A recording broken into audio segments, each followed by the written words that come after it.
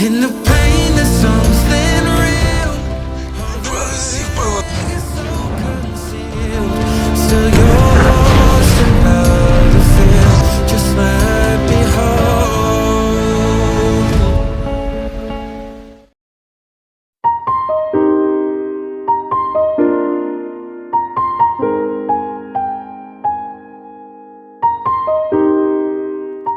Film ini dibuka dengan narasi tentang Benteng Brest yang dibangun pada pertengahan abad ke-19 di wilayah perbatasan barat Kekaisaran Rusia. Benteng tersebut dikenal sangat sulit ditembus karena memiliki sistem pertahanan yang kuat. Namun seiring perkembangan teknologi persenjataan modern, kekuatan pertahanannya mulai berkurang. Meski begitu, semangat orang-orang yang mempertahankannya tetap tidak pernah runtuh. Sekitar 20 tahun setelah Perang Dunia Kedua berakhir, seorang penulis bernama Sergei Smirnov menerbitkan buku yang mengungkap kisah nyata para pembela Benteng Brest. Cerita kemudian berpindah ke tanggal 21 Juni 1941 di Taman Kota Brest. Di sana, kita diperkenalkan dengan seorang remaja berusia 15 tahun bernama Alexander Akimov atau yang biasa dipanggil Sasa. Ia merupakan anggota peleton musik resimen senapan ke-333 Tentara Merah yang bertugas di Benteng Brest. Diketahui, kedua orang tua Sasa ini telah gugur dalam Perang Saudara Spanyol pada tahun 1937. Saat itu, Sasa terlihat sedang memainkan trompet sambil memakai jam tangan Escame B53S Smartwatch. Sudah anti air, cek detak jantung, cek kalori tubuh, dan bisa connect ke HP. Mumpung harganya di pasaran sedang jatuh dari harga sejuta, kini cuma jadi 200 ribuan saja. Langsung saja cek di bawah video ini atau di link deskripsi. Kembali ke film. Tidak lama kemudian muncullah seorang gadis remaja bernama Anya. Gadis itu merupakan putri dari Letnan Andrei Kisevatov, komandan pos perbatasan ke-9 di Benteng Brest. Ketika Anya pergi meninggalkan taman, Sasa berniat mengejarnya. Namun, langkahnya dihentikan oleh kakaknya yang bernama Letnan Akimov. Ia meminta Sasa untuk segera kembali ke unitnya di dalam benteng. Cerita lalu beralih ke stasiun kereta api Brest yang dipenuhi dengan penumpang. Banyak orang yang berdesakan karena tiket kereta telah habis terjual. Di sana diperkenalkan seorang komisaris resimen bernama Yefim Formin. Ia mendatangi kepala stasiun untuk meminta tiket agar bisa pulang menemui keluarganya. Namun kepala stasiun menolak karena seluruh tiket sudah habis dan tidak ada reservasi khusus untuk tentara. Karena gagal dapatkan tiket, Formin akhirnya berjalan kaki pulang dan mendapat tumpangan dari kenalannya yang bernama Kolka. Di tengah perjalanan, Formin menulis surat kepada istrinya. Dalam surat itu, ia mengatakan kemungkinan besar dirinya tidak bisa pulang karena seluruh pasukan diperintahkan kembali ke benteng dan bersiaga penuh. Setelah tiba di benteng, Formin langsung bergabung dengan para prajurit lainnya. Sementara itu, Kolka pergi ke sebuah kedai minum untuk menemui gadis yang ia suka bernama Sonya.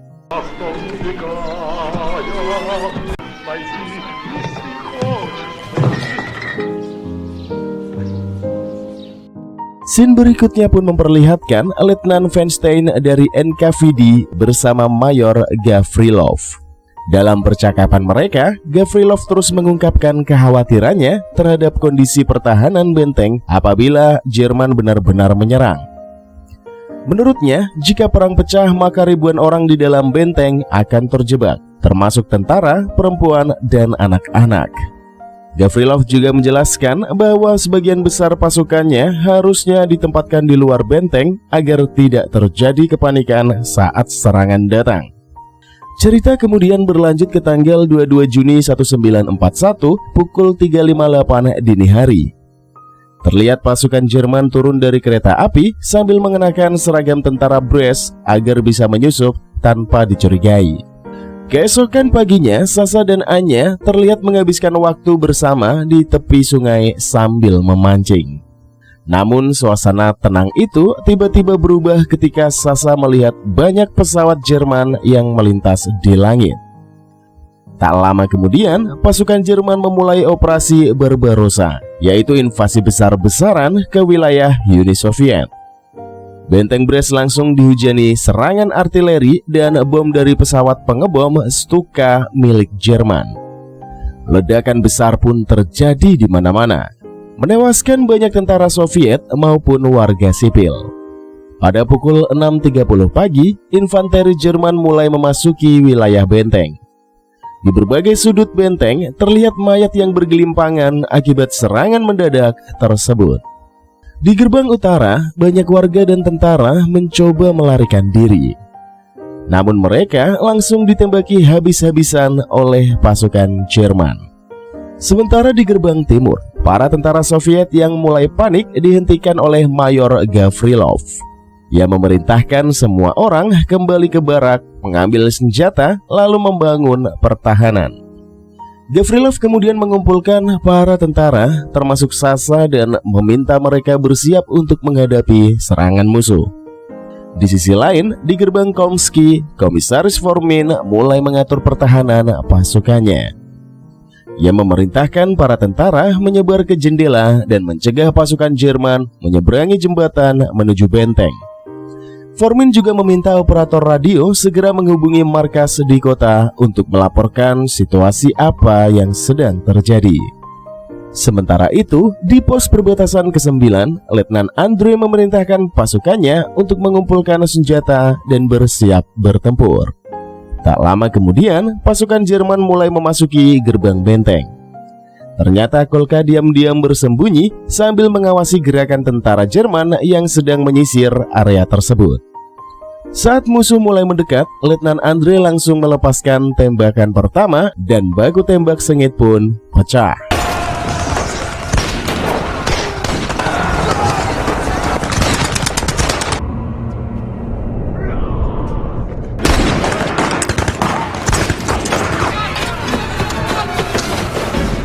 Di tengah kekacauan itu, Komisaris Formin berhasil mengirim laporan bahwa mereka masih bertahan di benteng dan pertempuran sedang berlangsung. Sementara di barak batalion NKVD ke-132, Letnan Feinstein bersama pasukannya terus bertempur melawan tentara Jerman. Di tengah pertempuran, Kolka berlari memasuki gedung selatan sambil memanggil Sonya. Sonya yang mendengar suara Kolka segera mencoba mencarinya. Namun tidak lama kemudian, pasukan Jerman masuk ke gedung tersebut untuk berlindung dari serangan Soviet. Kolka akhirnya berhasil bertemu dengan Sonya. Tetapi sesaat setelah itu, ia dihajar oleh tentara Jerman. Kembali kepada Komisaris Yevhen Formin, dirinya bersama para prajurit melihat tentara Jerman menjadikan dokter, perawat, serta pasien rumah sakit sebagai tameng hidupnya. Menyaksikan hal itu, Yevhen segera memerintahkan pasukannya mengambil posisi di balik jendela sambil membidik ke arah musuh. Namun sebelum baku tembak dimulai, Yevhen memilih baju bersama seorang rekannya untuk berpura-pura melakukan negosiasi dengan pihak Jerman. Saat sudah berada tepat di depan mereka, Yevhen tiba-tiba berteriak meminta semua sandera menunduk.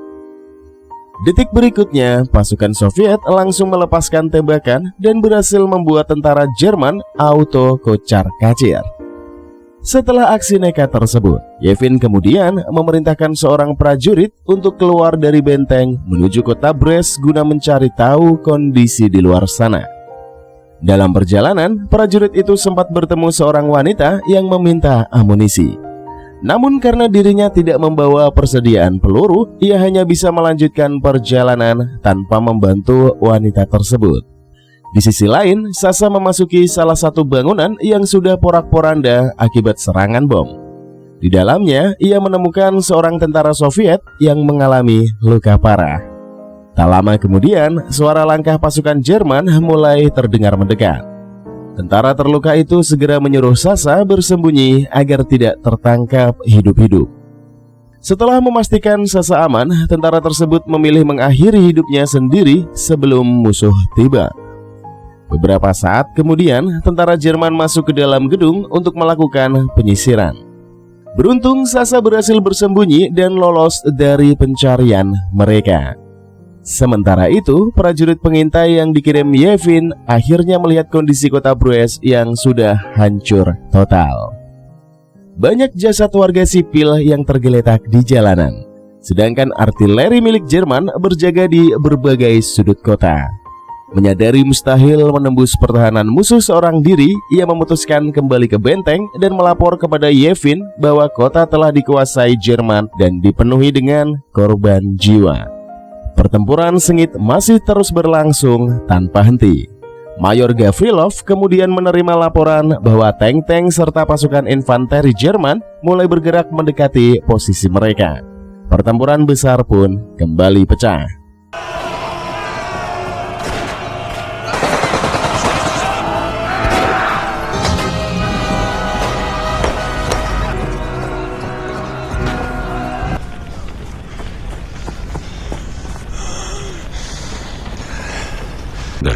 В 11 часов. Meski pasukan Soviet berhasil memukul mundur serangan itu, mereka harus membayar mahal. Letnan Akimov, kakak dari Sasa, gugur dalam baku tembak tersebut. Kematian sang kakak menjadi pukulan yang berat bagi Sasa di tengah situasi perang yang semakin mengerikan. Menjelang akhir tanggal 22 Juni 1941, pasukan Soviet yang tersisa di benteng Brest akhirnya terpecah menjadi beberapa kelompok pertahanan. Komisaris Yevin Fomim memimpin pasukan di gerbang Holmsky. Mayor Gavrilov bertahan di benteng timur. Letnan Andrei mempertahankan pos perbatasan ke-9 bersama warga sipil yang masih selamat. Sedangkan Letnan Feinstein memimpin pertahanan di barak batalion NKVD ke-132. Memasuki tanggal 23 Juni, kondisi di dalam benteng semakin memburuk. Banyak tentara yang terluka parah mulai kehabisan makanan, air, dan obat-obatan. Dalam keadaan putus asa, sebagian dari mereka memilih menyerah kepada Jerman demi bertahan hidup.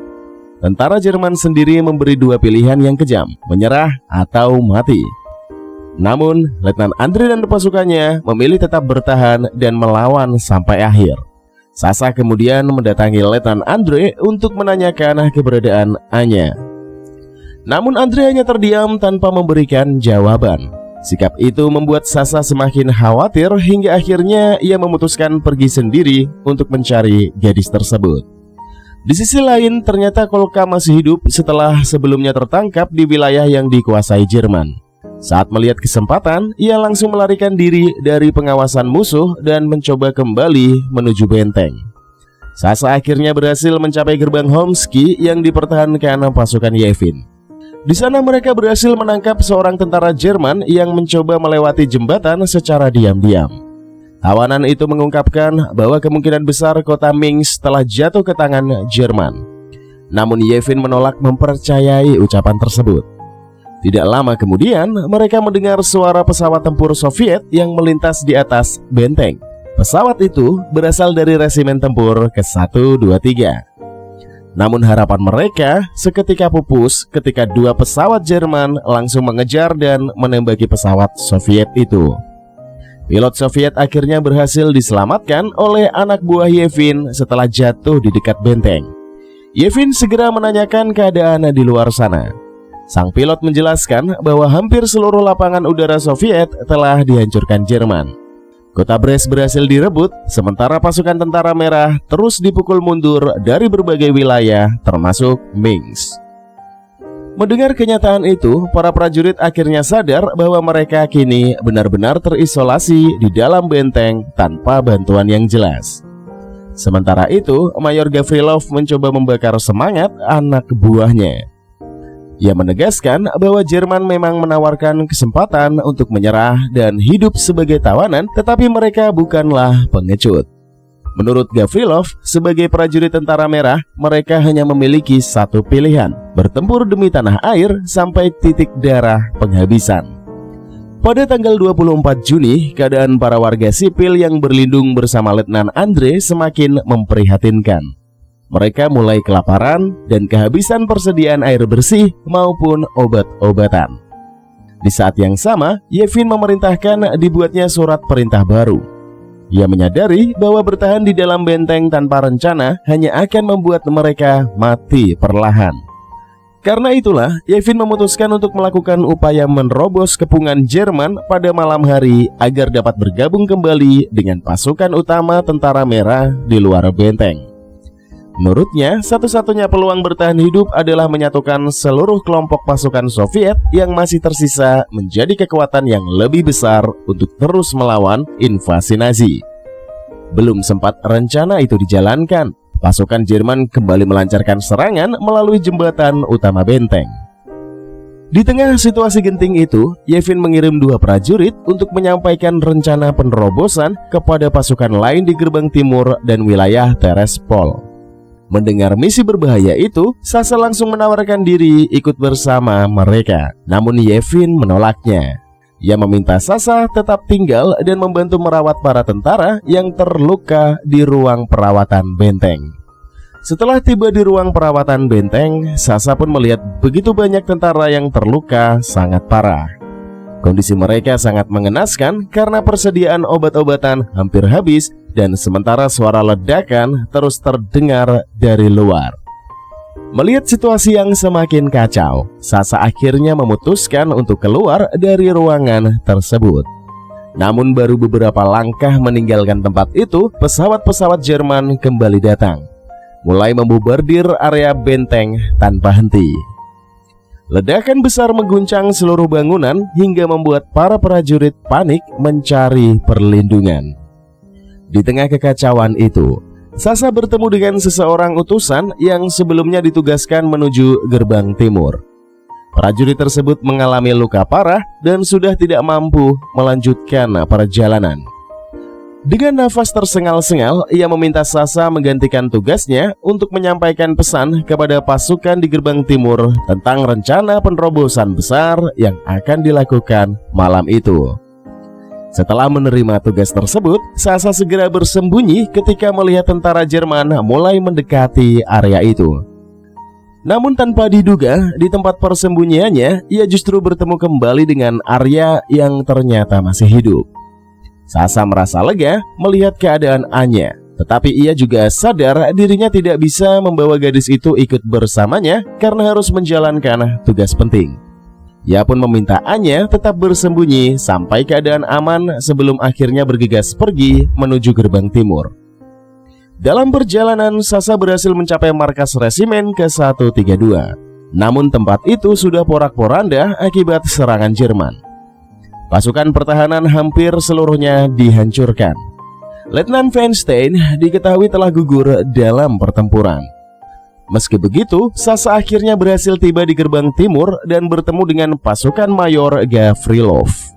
Dengan tubuh kelelahan, ia segera menyampaikan pesan bahwa malam itu seluruh pasukan yang tersisa akan mencoba menerobos kepungan Jerman bersama-sama. Setelah menyampaikan laporan tersebut, Sasa langsung jatuh pingsan karena kelelahan dan tekanan yang luar biasa. Cerita kemudian berlanjut pada tanggal 25 Juni pukul 5.55 pagi. 3 kelompok pasukan Soviet yang tersisa akhirnya memulai upaya penerobosan. Pasukan Komisaris Yevin, pasukan Mayor Gavrilov, serta pasukan Letnan Andre bergerak keluar benteng sambil menghadapi hujan peluru dari tentara Jerman. Namun usaha mereka gagal total. Pasukan Jerman yang sudah bersiap berhasil memukul mundur seluruh serangan Soviet. Pertempuran itu pun menelan korban jiwa dalam jumlah besar. Sementara para prajurit yang terluka hanya bisa dirawat seadanya oleh dokter di ruang perawatan benteng. Keesokan paginya, benteng Brest terlihat hancur total. Bangunan runtuh di mana-mana. Asap masih mengepul dan mayat tentara maupun warga sipil berserakan di sepanjang area benteng. Sasa berjalan melewati jembatan yang penuh jasad dengan para pejuang. Di sisi lain, Mayor Gavrilov hanya bisa termenung melihat begitu banyaknya anak buah yang gugur. Sementara itu, kondisi di tempat perlindungan Letnan Andre juga semakin menyedihkan. Banyak warga sipil yang mulai sekarat karena kelaparan, kehausan, dan tidak adanya obat-obatan. Menyadari keadaan sudah mustahil dipertahankan, Letnan Andre akhirnya menemui istrinya. Dengan hati yang berat, ia meminta keluarganya meninggalkan benteng saat gencatan senjata berlangsung agar mereka memiliki kesempatan bertahan hidup. Di sisi lain, Sasa terus mencari keberadaan Anya. Setelah berkeliling di tengah reruntuhan benteng, ia akhirnya berhasil menemukan gadis tersebut dan segera membawanya kembali menemui ayahnya, yaitu Letnan Andre. Andre pun merasa sangat lega melihat putrinya yang masih selamat. Tanpa membuang waktu, Letnan Andre segera meminta Sasa membawa Anya untuk pergi meninggalkan benteng secepat mungkin.